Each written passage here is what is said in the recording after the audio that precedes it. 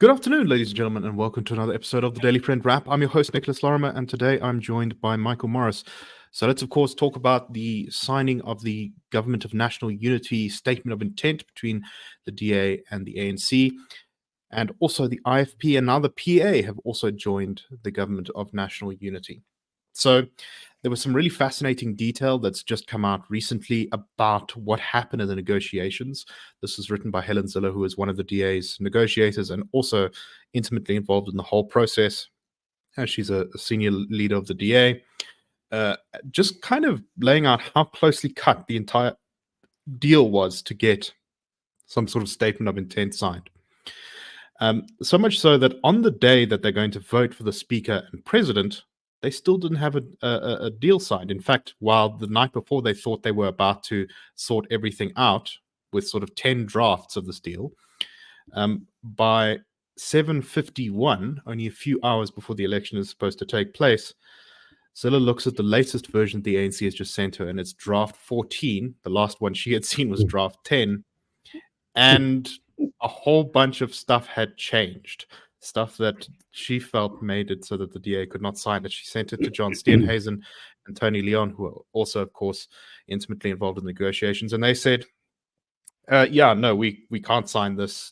We were happy with version 10. We're not happy with version 14. Anyway, at some point during the discussion, during the sort of frantic running around and trying to sort out the last minute deal here, the draft numbers get scrapped, and then the ANC sends back a document titled Final, and then another one called Final, and then ultimately a third document called Final. And Zille talks in detail about how she wasn't able to properly read some of the thing because she forgot to take her laptop to Parliament. So she was trying to read the whole thing on her cell phone with a cracked screen. She was furiously WhatsApping away to people. And basically, she says that it was almost entirely thanks to an accident, being the way that the EFF handled things, that they actually had enough time to sign the deal.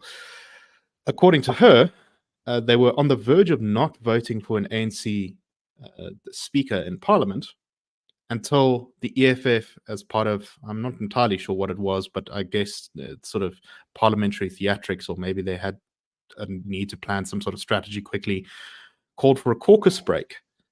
And the Chief Justice, Raymond Zondo, after much arguing, relented, which allowed the DA and the ANC enough time to sign a final agreement. The DA said they would not have voted for the Speaker if the agreement had not been signed, as then they would have no leverage. It's also got this great comment from Zille's son, Thomas, who apparently told her, "Ma, you guys want to run the country, but you can't even manage version control," which is such a I found this whole column really gripping, because it's a great little kind of piece of humanizing how chaotic politics often actually is behind the scenes, and how the sort of image politicians often like us to have of them, of these kind of suave manipulators moving about and, plotting the destiny of countries, is not really the truth. In reality, people tend to spend their time kind of running around like headless chickens trying to put out fires, which I think is very much what this is. Michael, just on that, what do you make of all this? I mean, I think your key thing there was, bringing home the human element to what's going on here. And when I read that piece, I thought it was a great piece. And every now and then, Helen does write these pieces, and it reminds me that she was first and foremost a journalist. Before she became a politician, she had that career in journalism, and I think it's something that really does instill in one an idea, a sense of the importance of the little things, the aggregate of many things that make the whole. And it's often complex. It's often one that requires trade-offs and pragmatism and so on, and through which one hopes to find a kind of principle driving the thing forward, whatever the thing is. And I think the great virtue of this piece is that it actually gives you a sense of being there on the one hand, and on the other, that these are human beings involved in this process. So I think you're absolutely right to highlight that.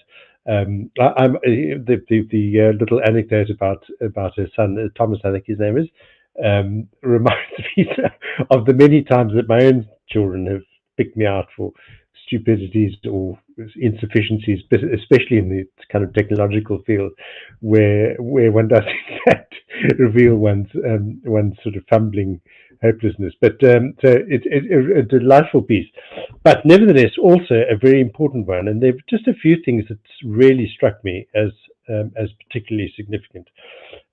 Buried in this piece, which is a very great account, I highly recommend people to read it because it does take you right up to the actual process of doing politics of this kind. She makes this point. The first thing that I want to highlight is whatever its shortcomings, the alternative of aborting the deal at the 11th hour would have been psychologically devastating for all rational and reasonable South Africans. And I think that's a very important point for her to make there, and for all of us to perhaps bear in mind. And the second one, which I thought was very interesting, and no doubt her intent here is also to send a signal to those who may be opposing her, certainly the ANC, and to many other people who are kind of mulling over what this all means. She writes here that President Cyril Ramaphosa sent in a team of ANC negotiators drawn from their brightest and best. They were tough and often unrelenting, but they wanted the best for South Africa, not themselves. So I think that tells us something quite interesting. Helen Zille is not the kind of person to indulge in politesse, to say things that she doesn't mean. She herself is, in the phrasing of her own piece here, tough and often unrelenting. I'm sure everybody who has ever had anything to do with her would agree with that. So for her to say this, I think we can take as an indication that she means that she's observed people that she's had to negotiate with, deal with in setting up this deal, or helping to set up this deal, who really do want the best for South Africa and not for themselves. And I think that's quite a significant vote of confidence, I would say, in the process so far. As she has underscored in other too, we're into a completely new country, new territory here, new terrain. It's going to be difficult. It's going to be unpredictable. There are going to be enormous challenges. But if we do have a sense that people really do want to make an effort to produce a better administration that's going to actually serve national interests, then we're certainly on a better trajectory. I think that is what, indeed, as she says earlier, most rational and reasonable South Africans actually hope for. So yeah, all around very interesting, but behind it, of course, this serious and I think optimistic moment for the country. So on that point, as I've made clear on the show for a long time, up until now, that I was very skeptical of this kind of arrangement, but I have an open mind on whether it can actually work. And I thought there was another one of the sort of people involved in the DA negotiations, Ryan Coetzee, wrote a really interesting piece, also in the media, that just talks a little bit about how this coalition needs to go in order to work, at least from the DA's perspective.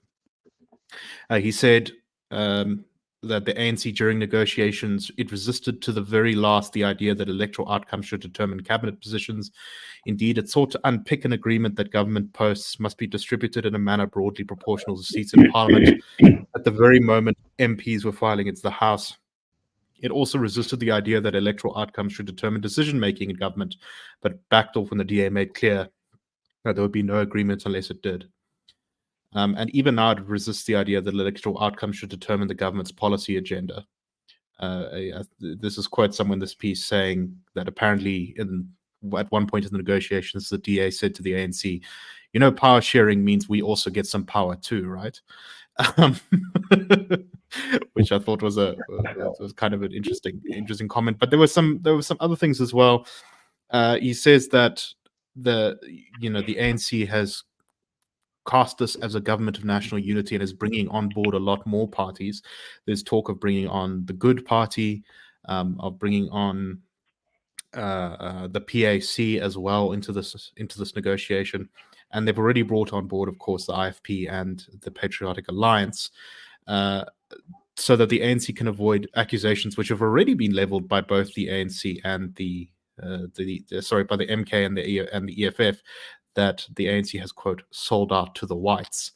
And there's been a very nasty sort of racialized attack on the new government of national unity to begin with.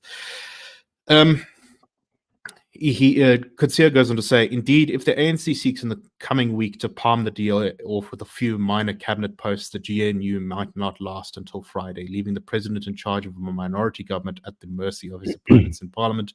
The DA must in turn accept that in holding the balance of power does not mean it should seek to dictate to the larger party. 22% of the vote is almost half of 40%, and the DA must embrace the electoral outcomes as much as the ANC. And in kind of drawing up solutions for how he thinks the government of national unity should work, he's got a couple: problem solving, not paranoia; evidence-based policy making; effective delivery, focusing on people regardless of their demographics or political allegiance, who can get the job done; and leadership, which I think are all pretty sensible things. There's this great anecdote, which, Michael, I'll leave to you to describe, that you mentioned in the pre-show discussion about when the ANC and DA sat down together at the negotiating table, some of the interesting things they thought about the other side. Yeah, I mean, I thought Ryan's piece is very interesting, very like in taking us kind of into the process. He deals with it slightly differently, and as you say, he focuses a great deal of attention on the way forward and things to focus on and so on. But there was this, as you say, this very interesting observation.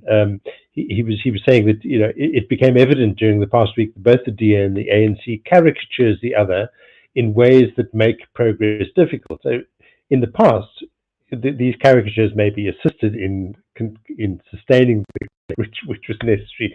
The electoral conflict, one had to try and beat the other.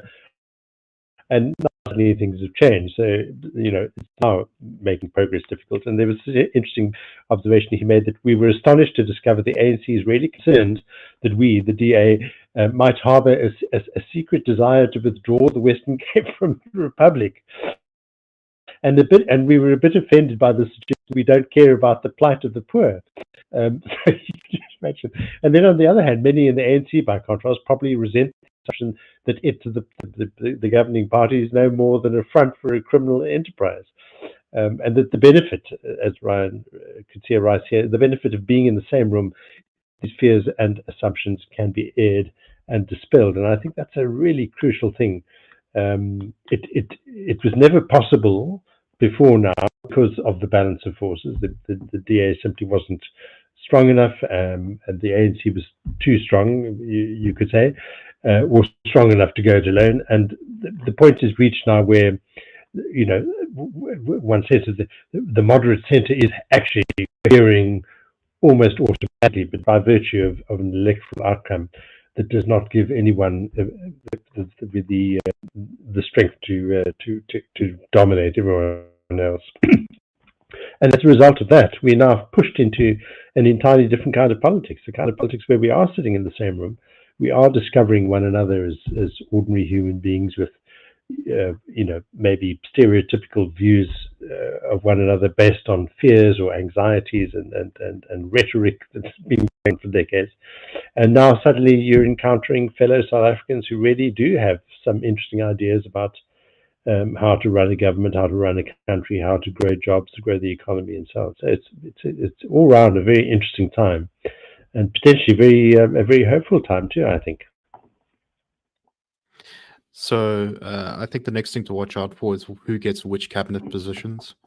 That's also going to be an interesting indicator of how this thing is going to go, whether it's actually going to be a sort of government and national unity in name only, or whether there actually is going to be a genuine attempt at power sharing.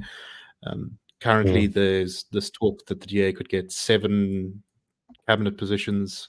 It's not clear how many there will be in total, but there's also been some talk about reducing cabinet to sort of 26 positions. I think it's closer to 30 currently. There's also some talk of giving the IFP traditional affairs and separating that out from local government, where it currently is bundled. And the ANC is some ANC sources have been telling the media anonymously that they want to give the DA water and sanitation, energy, local government, and trade and industry. Yeah, I have a lot to say about that, but not on today's episode because we are running close on time. But there has been, I think, the announcement of the MECs in KZN when we have a much more complicated coalition between the IFP as the biggest party, the ANC as the second biggest party, the DA third, and then the NFP last place. I think the DA got the finance position in KZN, which I'm sure they'll be fairly happy about, or maybe not. After all, being the treasurer is never a position that makes you very popular. No. Michael, any final thoughts? Close it for today. Yeah, I mean, just maybe to highlight something that Ryan wrote about, where he says that the good news is that power sharing arrangements are often surprisingly stable. And, you know, a lot of our anxiety is that these things can't possibly work because we're dealing with irreconcilable forces. But he makes the point that while it's true that a party with the balance of power can bring down the government, when your ultimate leverage is termination, you find yourself reticent to use it, not least because if you do, you can only do so once. I think that's quite a telling insight into the kind of politics we're dealing with now, is that those who can perhaps feel that they have an enormous power to wield would be reluctant to do so in the final instance, simply because it would bring the entire thing down. Very interesting, and all quite exciting. Indeed. So we will keep watching it very closely to see how this thing develops and offering our commentary and analysis of things as they go on. Anyway, we hope that you found the show interesting. We will see you tomorrow on The Daily Friend Show. Cheers, everyone. The Daily Friend Show and The Daily Friend are a project of the Institute of Race Relations, the IRR. The IRR is a think tank which was founded in 1929 to study race relations in South Africa and works to change government policy to improve race relations through non-racialism and to ensure the prosperity of all South Africans. If you like our work and would like to support us, please go to irr.org.za and click Support the IRR. Or you can go to thedailyfriend.co.za and click the Fund Us button.